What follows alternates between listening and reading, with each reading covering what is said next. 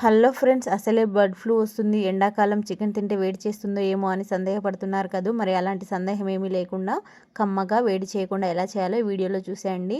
ఒక half KG వరకు skinless chicken తీసుకొని ఉప్పు, కారం, పసుపు, 2 స్పూన్ల వరకు చికెన్ పెరుగును వేసుకొని బాగా మిక్స్ చేసుకోవాలి.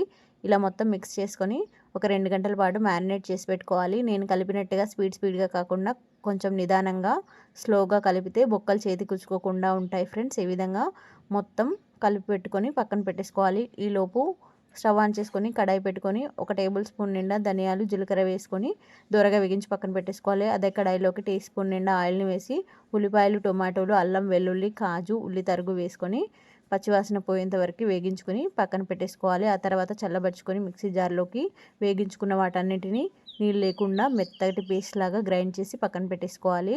ఆ తర్వాత అదే కడాయిలోకి 2 పావుల నిండా ఆయిల్ వేసి మ్యారినేట్ చేసి పెట్టుకున్న చికెన్ని వేసి ఇరువైపులా దోరగా వేగించుకోవాలి. ఆయిల్ తేలేంత వరకు ఫ్రై చేసుకొని టేస్ట్కి సరిపడా పసుపు, కారం, ఉప్పు, 2 పచ్చిమిర్చి చీలికల్ని, గరం మసాలా పౌడర్ని వేసుకొని బాగా ఫ్రై చేసుకోవాలి.